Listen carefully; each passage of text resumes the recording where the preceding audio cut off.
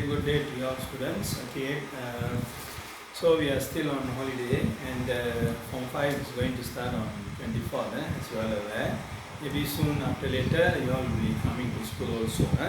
But still then, we still need to continue our lesson.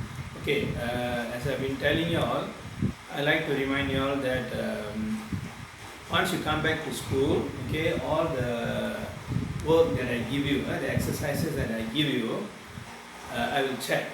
So I think you have ample time. For those of you just viewing my video or just looking at the solutions and just leaving it as it is, I would advise you all to at least take your book, notebook and your pen and pencil, start doing it, okay, because I will check your work, and this work I might consider for your coursework, in case school asks us to consider your coursework to give marks or maybe some test or what, I will consider that. So please update your work, right? And a few students have contacted me personally, and in fact they also show the work that they have done.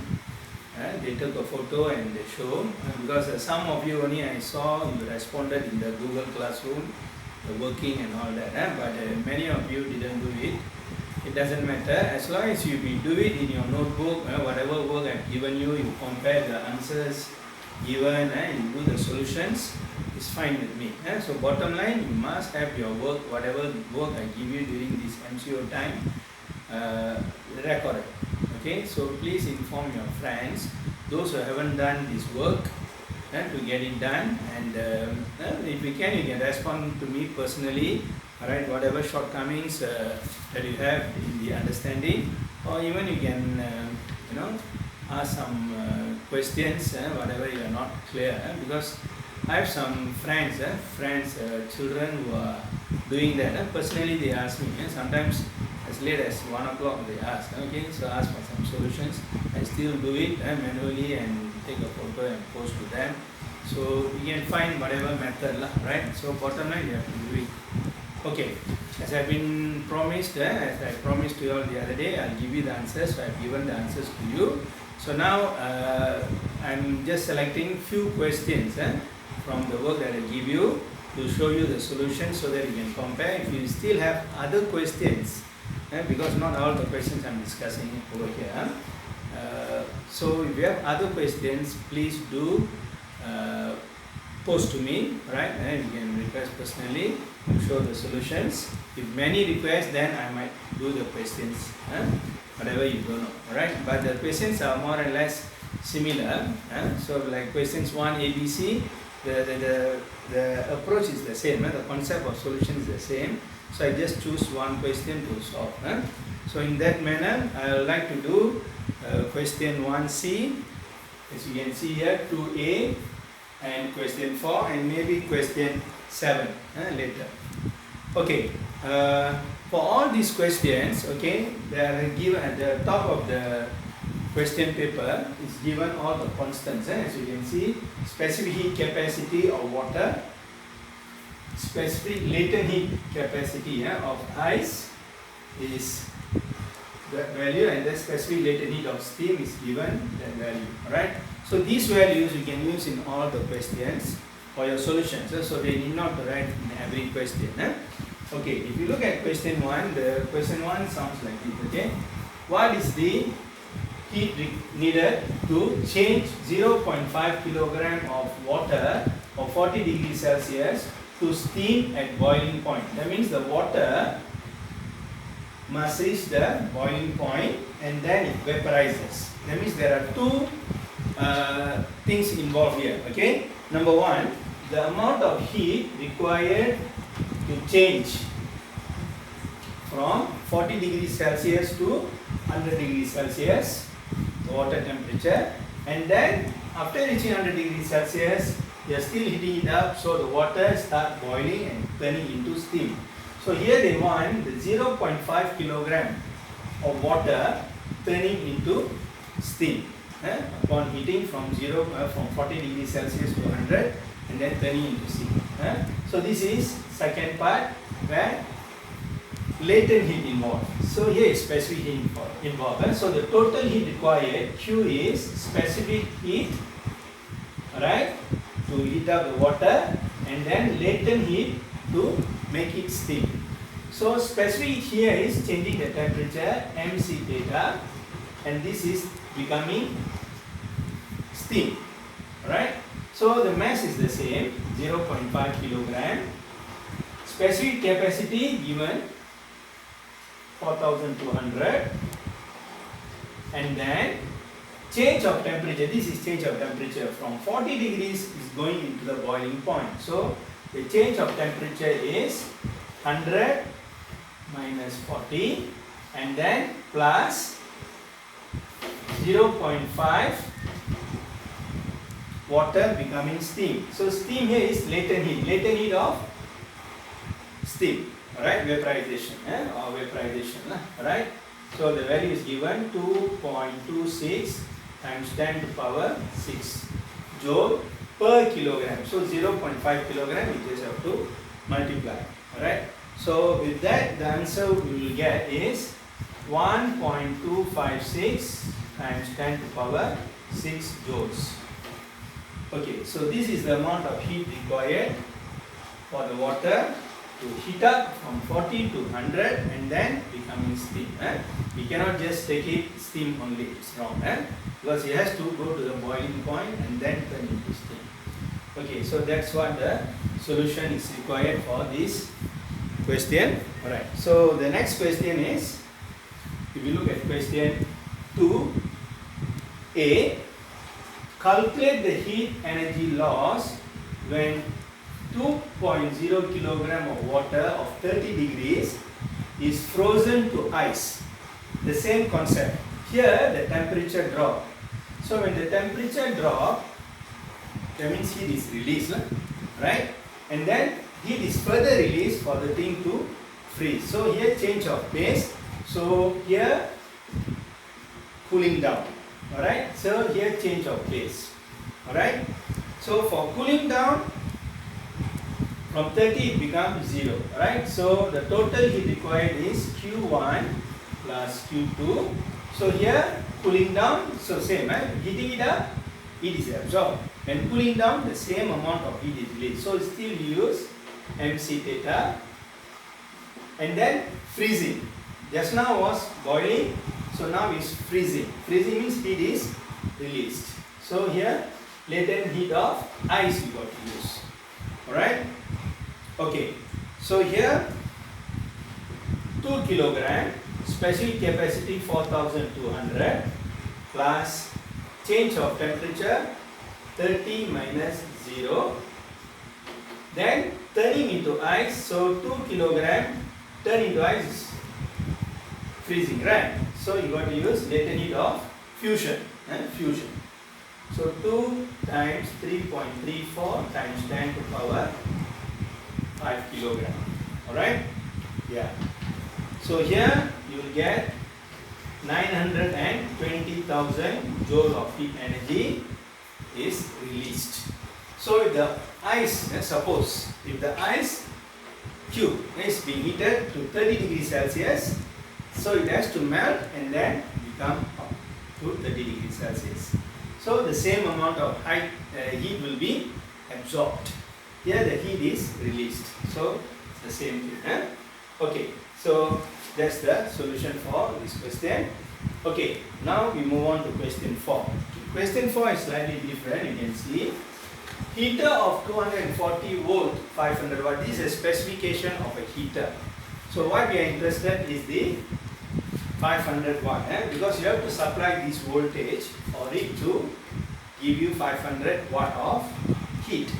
That means the amount of heat energy released every second, right, by the heater.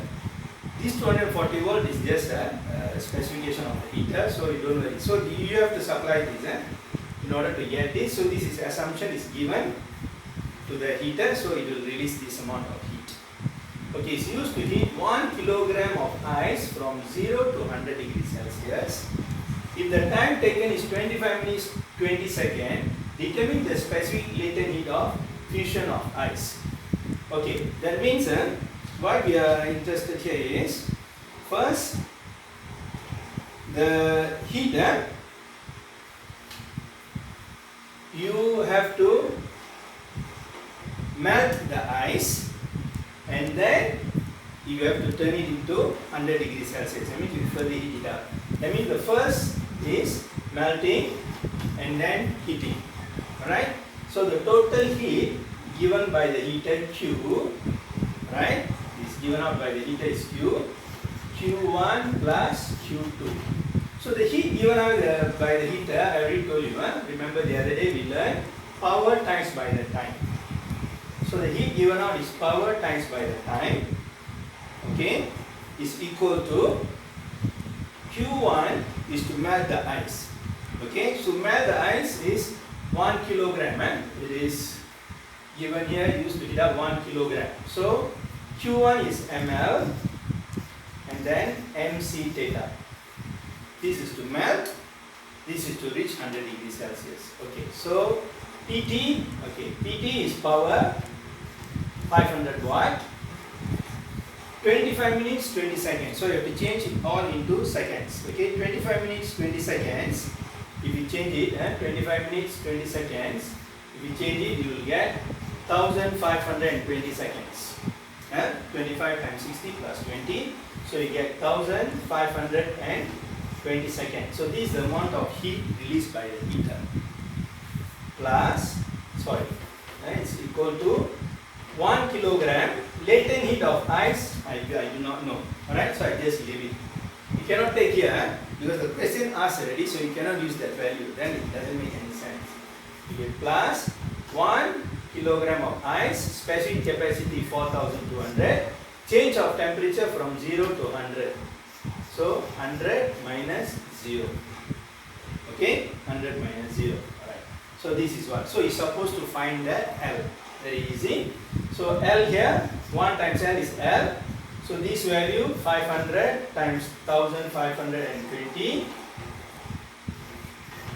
minus this value of, you take it there, minus, so 42000.